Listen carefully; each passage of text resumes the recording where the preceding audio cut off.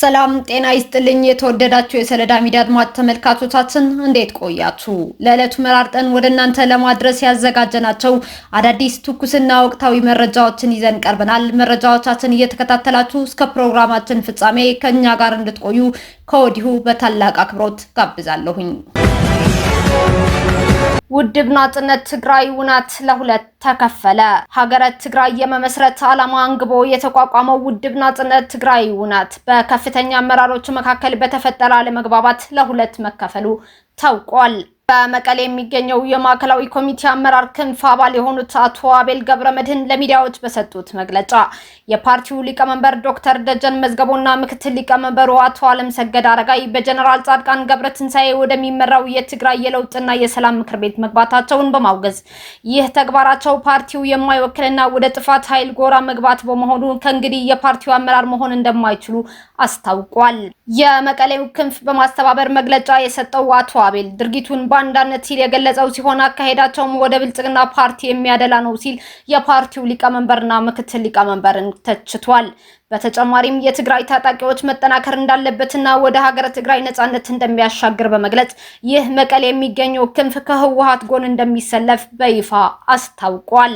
የፓርቲው ሊቀመንበር ዶክተር ደጀን መዝገቦ የሚመሩት ፓርቲው በይፋዊ ገጹ በሰጠው ምላሽም በመቀሌ ሆኖ መግለጫ የሰጠው አካል የኮሚኒስቱ ህወሓት መሳሪያ ነው በማለት የቀረበባቸውን ክስ ውድቅ አድርገዋል። በሰጡት ዝርዝር መግለጫም የፓርቲው ህገ ደንብ አንቀጽ 16 የሐሳብ ነጻነትን የሚደግፍ ቢሆንም በመቀሌ ያለው ክንፍ ግን የፓርቲው የውሳኔ አካላት ህገ ደንብ በተለይ አንቀጽ 19 እና ማኒፌስቶን በመጣስ ፓርቲው ለአደጋ የሚያጋልጥ ተግባር ፈጽሟል ሲል ኮንኖታል። ከፓርቲው ስምምነት በኋላ ከተቀመጠው የነጻነት ትግል ፍኖተ ካርታ ውጭ የሚደረጉ እንቅስቃሴዎችንም በዶክተር ደጀን የሚመራው ውናት አውግዟል። የህወሓት ደጋፊ የሆኑ የውጭ አካላት በፓርቲው አመራሮች ላይ ማስፈራራት፣ ማሰር፣ መግረፍና ከስራ ማገድ የመሳሰሉ የተቀናጁ ጥቃቶችን ሲፈጽሙ እንደነበርና ዓላማውን ፓርቲውን የህወሓት አጃቢ ማድረግ ካልተቻለ ደግሞ መከፋፈል እንደነበርም ውናት በይፋዊ ገጹ አስታውቋል። በመጨረሻም የፓርቲው ደጋፊዎችና አባላት በኮሚኒስት ማፊያ የፈጠራ ወሬና መግለጫዎች ሳይደናገሩ በአቋማቸው እንዲጸኑ አሳስበው የፓርቲው የስራ አስፈጻሚና ምክር ቤት በቅርቡ ዝርዝር መግለጫ እንደሚሰጥ ፓርቲው አስታውቋል። ከዚሁ ክፍፍል ጋር ተያይዞ በስፋት እየተሰሙ ያሉ ትንታኔዎች እንደሚያሳዩት የእነዚህ አለመግባባቶች ዋነኛ መነሻ በመቀሌ የሚገኘው ክንፍ የህወሓት ደጋፊ መሆኑ ነው ተብሏል። በርካታ ታዛቢዎች እንደሚገምቱት በመቀሌ የሚገኘው ክንፍ በቅርቡ በኪዳነ አመነ እንደሚመራው ህገወጡ ባይቶና ፓርቲ አይነት ራሱን የቻለ ሌላ ህገወጥ ውናት ለመመስረት እየተንቀሳቀሰ ይገኛል የሚል ግምታቸውን አስቀምጠዋል። ውድብ ናጽነት ትግራይ ውናት ህወሓትን ለማስወገድ የሚል ዓላማ አንግቦ በጀነራል ጻድቃን ገብረትንሳኤ ጠንሳሽነት በተቋቋመው የትግራይ የለውጥና ሰላም ምክር ቤት አባል በመሆን በአሁኑ ሰዓት እየተንቀሳቀሰ ይገኛል። በውቅሮ ከተማ ከሰሞኑ እየተካሄደ ነው የተባለውን የወጣቶች አፈሳ ስታጋልጥ የነበረችው የቀድሞ ታጋይ ሃይማኖት አብርሃ ዛሬ ግንቦት 16 ቀን 2018 ዓ.ም ከረፋዱ 3:30 ላይ በከተማው ፖሊስ ቁጥጥር ስር መዋሏ ተረጋገጠ። ሃይማኖት አብርሃ ወይም በቅጽል ስሟ ሃይሚ ከቀናት በፊት በማህበራዊ ሚዲያ ላይ የህወሓት ታጣቂዎች ልክ እንደ አልሸባብ ታጣቂዎች ፊታቸውን በማስክና በቆብ በመሸፈን በውቅሮ ከተማ ወጣቶች ላይ ህገወጥ የሰዎች አፈሳ እየፈጸሙ መሆኑን በማውገዝ በይፋ አስታውቃ ነበር። ይህንን ተቃውሞዋን በሰላማዊ መንገድ በመቀጠሏ የከተማው ፖሊሶች የግል ሞባይል ስልኳን በኃይል በመንጠቅና አካላዊ ድብደባ በመፈጸም ወደ እስር ቤት ወስደዋታል። ሃይማኖት አብርሃ በትግራይ ክልል ጦርነት ወቅት ከህወሓት ጎን ተሰልፋ የተዋጋች ሲሆን በርካታ የጥይት ስባሪዎች በሰውነቷ ውስጥ የሚገኙባት የጦር አካል ጉዳተኛ ናት። ይሁን እንጂ ጉዳቷ ሳይገድባት ከጦርነቱ በኋላ ህወሓት የትግራይ ህዝብ አንደኛና ቀንደኛ ጠላት ነው በማለት ለውጥ ደግፋ የትግራይ ህዝብ ድምጽ በመሆኗ አሁን ለደረሰባት እስራትና ደብደባ በርካታ የማህበራዊ ሚዲያ ተጠቃሚዎች ህወሓትን እየኮነኑ ይገኛሉ። ፕሬዝዳንቱ ጠቅላይ ሚኒስትሩን ከስልጣን ካሰናበቱ በኋላ በሴኔጋል ከፍተኛ የፖለቲካ ውጥረት ነገሰ።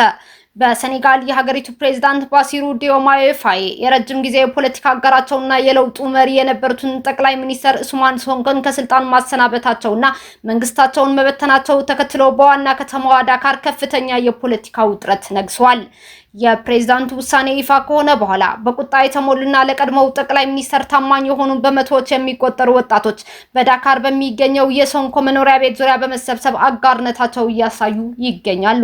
ሁለቱ መሪዎች እንደ አውሮፓውያን አቆጣጠር በ2024 የተደረገውን ምርጫ በከፍተኛ ድምጽ በማሸነፍ ስልጣን ላይ ከመውጣታቸው በፊት የቀድሞውን ስርዓት በጋራ እየታገሉ የቅርብ ጓደኛሞችና የፖለቲካ አጋሮች ነበሩ። ይሁን እንጂ ሁለት መሪዎች ለመለያየታቸው እንደ ዋነኛ ምክንያት የተጠቀሱት ነጥቦችም አንደኛ የኢኮኖሚ ፖሊሲና የነዳጅ ድጎማ ክርክር። የቀድሞው ጠቅላይ ሚኒስትር ኡስማን ሶንኮ ዓለም አቀፉ የገንዘብ ድርጅት IMF የሚያቀርበውን የብድር ቅድመ ሁኔታና የዕዳ ማዋቀር እቅድ የተቃወሙ ሲሆን የነዳጅ ዋጋ እንዲጨምር የቀረበው ሐሳብም ውድቅ አድርገውታል። ፕሬዝዳንት ፋዮ በበኩላቸው ከዓለም አቀፍ አበዳሪዎች ጋር ይበልጥ ዲፕሎማሲያዊ የሆነ አካሄድን መርጠዋል። ሁለተኛ የስልጣን ሽኩቻ። ፕሬዝዳንት ፋዮ በገዢው ፓስቴፍ ፓርቲ ውስጥ የሶንኮ ተሰሚነት ከመጠን በላይ ግለሰባዊ የሆነ መጥቷል በሚል ሲተቹ የነበሩ ሲሆን ጠቅላይ ሚኒስትር ሶንኮ በበኩላቸው ፕሬዝዳንቱን የመሪነት ብቃት ማነስ አለበት በማለት በይፋ ወንጅለውታል። ሶስተኛ ከምዕራባውያን ጋር ያለው ግንኙነት። ጠቅላይ ሚኒስትር ሶንኮ ከስልጣን ከመባረራቸው ጥቂት ሰዓታት ቀደም ብሎ ምዕራባውያን ሀገራት በሴኔጋል ላይ ባህላቸው ለመጫን እየሞከሩ ነው በማለት ጠንካራ የጸረ ምዕራባውያን ንግግር ማድረጋቸው የሁለቱን መሪዎች የፖለቲካ ልዩነት ይበልጥ አጉልቶታል። ከስልጣን መባረራቸውን ተከትሎ ጠቅላይ ሚኒስትር ኡስማን ሶንኮ በማህበራዊ ገጻቸው ባስተላለፉት መልእክት አልሐምዱሊላህ ዛሬ ምሽት በሰላም ተኛለሁ በማለት የተሰማቸውን እፎይታ የገለጹ ቢሆንም በዳካር ጎዳናዎች ላይ የተሰበሰቡት ደጋፊዎቻቸው ግን ከፍተኛ ተቃውሞ እያሰሙ ይገኛሉ። ሴኔጋል በአሁኑ ወቅት ከፍተኛ የዕዳ ቀውስ ውስጥ የምትገኝ ሲሆን ከዓለም አቀፉ የገንዘብ ድርጅት IMF ጋር የሚደረገው የ1.8 ቢሊዮን ዶላር የብድር ድርድር ሰኔ ወር መጀመሪያ ላይ ሊቀጥል በታቀደበት ወቅት ይህ የፖለቲካ ቀውስ መከሰቱ በሀገሪቱ የኢኮኖሚ መረጋጋት ላይ ትልቅ ስጋትም ደቅኗል። የወጣው የፕሬዝዳንቱ አዋጅ ተሰናባቹ መንግስት አዲስ ጠቅላይ ሚኒስትርና ካቢኔ እስኪሾም ድረስ የዕለት ተዕለት ስራዎችን በጊዜያዊነት እንዲያከናውን ያዘዘ ቢሆንም የጠቅላይ ሚኒስትር ሶንኮ ፓርቲ በፓርላማ ውስጥ ያለው ከፍተኛ መቀመጫ በመጠቀም የፕሬዝዳንቱን ቀጣይ የሪፎርም እቅዶች ሊያስተጓጉል እንደሚችል የፖለቲካ ተንታኞች እየገለጹ ይገኛሉ። የአሜሪካና የኢራንን ግጭት ለማስቆም የሚደረገው ጥረት ተጨባጭ ተስፋ ማሳየቱን አደራዳሪዎችና ከፍተኛ ባለስልጣናት ገለጹ። እንደ አደራዳሪዎቹ ገለጻ ውይይቶቹ አዎንታዊና ዘላቂ ውጤት ላይ ለመድረስ ተቃርበዋል። የአሜሪካው ፕሬዝዳንት ዶናልድ ትራምፕ ከኢራን ጋር በሚደረገው ስምምነት ዙሪያ በአብዛኞቹ ነጥቦች ላይ ሰፊ ድርድር መደረጉንና ዝርዝር ጉዳዮች እያለቁ መሆኑን ገልጸዋል። ማንኛውም የሚደረስ ስምምነት ኢራን የኒውክሌር ጦር መሳሪያ እንዳታገኝ የሚያግድ መሆኑንም ትራምፕ አስምረውበታል። የፓኪስታን ምክትል ጠቅላይ ሚኒስትር ኢሻቅ ዳር እንደገለጹት አሜሪካ፣ ሳውዲ አረቢያ፣ ቱርክ፣ ኳታር፣ ግብጽ፣ የተባበሩት አረብ ኤሚሬትስ፣ ዮርዳኖስ እና ፓኪስታን በተሳተፉበት የሰላም ውይይት ላይ ትልቅ ምርታ ታይቷል። ፓኪስታንም ለቀጠናው መረጋጋት ጥረቱን ለመደገፍ ቆርጣ መነሳቷን አስታውቃለች። ይህ በእንዲህ እንዳለ በህንድ የሚገኘው የአሜሪካ ውጭ ጉዳይ ሚኒስትር ማርክ ሩቢዮ ተጨባጭ ለውጦች መኖራቸውን ጠቅመው በአጭር ሰዓታት ውስጥ በተለይም የሆርሙዝ ሰርጥን በተመለከተ መልካም ዜና እንደሚሰማ ፍንጭ ሰጥተዋል። ይሁን እንጂ የመጨረሻው ይፋዊ መግለጫ ለፕሬዝዳንት ትራምፕ መተዋቸውን ገልጸዋል። የኢራን ውጭ ጉዳይ ሚኒስቴር ቃል አቀባይ እስማኤል ባጌይ በንግግሮች ላይ መቀራረብ መኖሩን ቢያምኑ ይህ ግን በቁልፍ ጉዳዮች ላይ ፍጹም ስምምነት ላይ መደረሱን አያሳይም ብለዋል። አሜሪካውያን እርስ በርሱ የሚጣረስ መግለጫ ይሰጣሉ ሲሉም ወንጅለዋል። በተጨማሪም የኢራኑ ታስኒም የዜና ወኪል ዛሬ ማለዳ ባወጣው መረጃ የሆርሙዝ ሰርጥ በስምምነት ምክንያት ከጦርነት በፊት ወደ ነበረበት ይዞታው አይመለስም ሲል የቴህራንን ጠንከር ያለ አቋም አንጸባርቋል።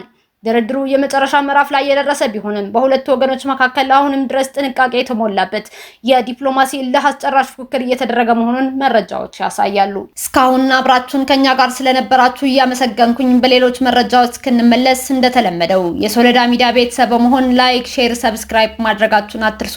አዳዲስ ትኩስና ወቅታዊ መረጃዎቻችን በቶሎ እንዲደርሷችሁ የደወል ምልክቷን ይጫኑ። ስኬት፣ ድልና ሰላም ለኢትዮጵያውያን። ሶለዳ ሚዲያ